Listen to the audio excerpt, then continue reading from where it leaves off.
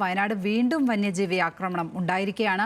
മുട്ടുൽമലയിൽ പുലിയുടെ ആക്രമണത്തിലാണ് യുവാവിന് പരിക്കേറ്റിരിക്കുന്നത്. പിണങ്ങോട് സ്വദേശി വിനീതനാണ് പരിക്കേറ്റത്. വിവരങ്ങളുമായി വയനാട് നിന്ന് രതീഷ് വാസുദേവൻ ചേരുന്നു. രതീഷ്, കഴിഞ്ഞ ദിവസം പുലിയെ കണ്ടതായി നാട്ടുകാർ പറയുന്ന ആ സ്ഥലത്തിനടുത്താണോ ഇപ്പോൾ ആക്രമണം നടന്നിരിക്കുന്നത്? എത്ര മണിയോടെയായിരുന്നു ആക്രമണം? വിവരങ്ങൾ.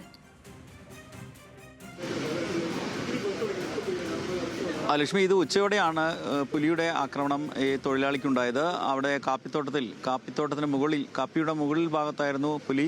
കാപ്പി പറിക്കാൻ പോയ അദ്ദേഹത്തിന് നേരെ ചാടുകയായിരുന്നു. എന്നാൽ ഒഴിഞ്ഞു മാറി കൂടെ ഉണ്ടായിരുന്ന സഹതൊഴിലാളികൾ ബഹളം വെച്ചു. അങ്ങനെ പുലി ഓടി കാട്ടിൽ മറഞ്ഞു.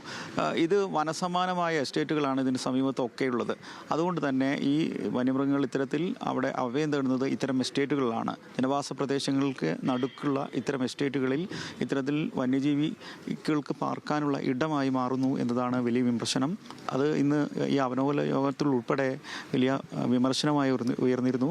അതുകൊണ്ട് തന്നെ അടിയന്തരമായി അത്തരം ഉടമകൾക്ക് നോട്ടീസ് അയക്കാൻ ജില്ലാ കളക്ടർക്ക് നിർദ്ദേശം നൽകിയിട്ടുണ്ട് മന്ത്രി. അതുപോലെ തന്നെ അത് വളരെ ഗൗരവമായി തന്നെയാണ് ഈ യോഗത്തിന് ശേഷം യോഗത്തിൽ ഉയർന്നുവന്ന ചർച്ചയുടെയും കൂടെ ഭാഗമായി നടപടിയെടുക്കാൻ തീരുമാനിച്ചതായി പറയുന്നുണ്ട്. അത് വളരെ പ്രധാനപ്പെട്ട കാര്യമാണ് വയനാടിനെ സംബന്ധിച്ച്.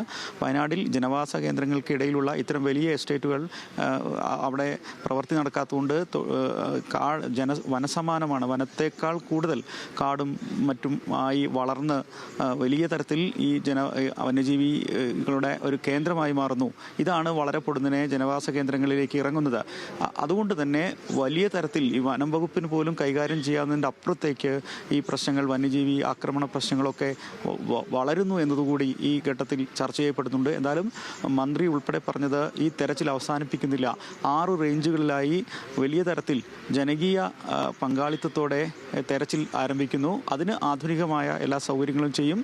സായുധരായ സേനയുടെ സഹായം ചെയ്യും. അങ്ങനെ വിപുലമായി ഓരോ കേന്ദ്രങ്ങളിലും വിപുലമായ പരിശോധന നടത്തുക എന്ന് തന്നെയാണ് തീരുമാനിച്ചിട്ടുള്ളത്. അങ്ങനെ ജനങ്ങൾക്ക് ആത്മവിശ്വാസം നൽകുക എന്ന് തന്നെയാണ് തീരുമാനിച്ചിട്ടുള്ളത്. അങ്ങനെ വന്യമൃഗ പ്രതിരോധ പരിപാടി നടപ്പിലാക്കുക എന്ന് തന്നെയാണ് ഉദ്ദേശിക്കുന്നതെന്നാണ് മന്ത്രി വ്യക്തമാക്കിയത്.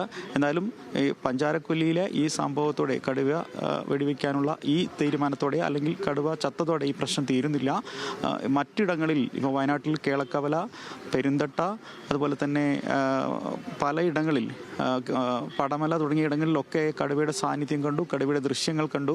അതുകൊണ്ട് തന്നെ വനാതിർത്തി പ്രദേശങ്ങൾ ഏറെയുള്ള ഗ്രാമങ്ങളാണ് വയനാട്ടിൽ ഏറെയുമുള്ളത്. അതുകൊണ്ട് തന്നെ ഇവിടെയൊക്കെ ഈ വന്യമൃഗ ശല്യത്തിൻ്റെ ഭീഷണിയുണ്ട്. വലിയ ആശങ്കയിലാണ് ജനങ്ങൾ. അവിടെയെല്ലാം ഇത്തരത്തിൽ ജനകീയമായ ചില പ്രതിരോധ സമിതികൾ ഉണ്ടാക്കിക്കൊണ്ട് വനം വകുപ്പിൻ്റെ കൂടെ സഹായത്തോടെ എല്ലാ തരത്തിലുള്ള സഹായങ്ങളും നൽകിക്കൊണ്ട് അതിനെയൊക്കെ കൈകാര്യം ചെയ്യാനാണ് ഈ ഘട്ടത്തിൽ ശ്രമിക്കുന്നത്. ശാശ്വതമായ പരിഹാരം എന്ന നിലയിലുള്ള ആലോചനകളും ഇതിൻ്റെ ഭാഗമായി നടക്കും. എന്തായാലും അവലോകന യോഗത്തിൽ പറഞ്ഞത് ഈ തെരച്ചിൽ അവസാനിപ്പിക്കില്ല, തുടരും. മറ്റൊരു രൂപത്തിൽ ജില്ലയിലെ മറ്റിടങ്ങളിലും ഈ വന്യമൃഗ ഭീഷണിയുള്ള സ്ഥലങ്ങളിൽ തുടരും എന്ന് തന്നെയാണ് മന്ത്രി ഉറപ്പ് നൽകുന്നത്. അതിൻ്റെ അടിസ്ഥാനത്തിൽ വ്യാഴാഴ്ച വരെ ഇത്തരത്തിൽ പ്രത്യേക ദൗത്യ സംഘത്തിൻ്റെ തെരച്ചിൽ ഈ പറഞ്ഞ വന്യമൃഗ ഭീഷണി ഇപ്പോൾ അടുത്ത് പുലിയുടെയും കടുവയുടെയും ഒക്കെ സാന്നിധ്യം ഇപ്പോൾ റിപ്പോർട്ട് ചെയ്ത ഇടങ്ങളിൽ ബുധനാഴ്ച വരെ വളരെ സജീവമായി തെരച്ചിൽ നടത്തും. മാത്രവുമല്ല, ഇപ്പോൾ പഞ്ചാരക്കൊല്ലിയിൽ ഇനി ഏതെങ്കിലും തരത്തിൽ മറ്റേതെങ്കിലും കടുവയുടെ സാന്നിധ്യമുണ്ടോ എന്നുകൂടി പരിശോധിക്കുന്ന തരത്തിൽ അത് വിപുലപ്പെടുത്താനും നടപ്പിലാക്കാനും വനംവകുപ്പ് തീരുമാനിച്ചിട്ടുണ്ട്. കടുവ ആക്രമണത്തിന് പിന്നാലെ വയനാട്ടിൽ പുലിയുടെ ആക്രമണവും ഉണ്ടായിരിക്കുകയാണ്. യുവാവിന് പരിക്കേറ്റിരുന്നു. വിശദാംശങ്ങൾ നൽകുകയായിരുന്നു വയനാട്ടിൽ നിന്നും രതീഷ് വാസുദേവൻ.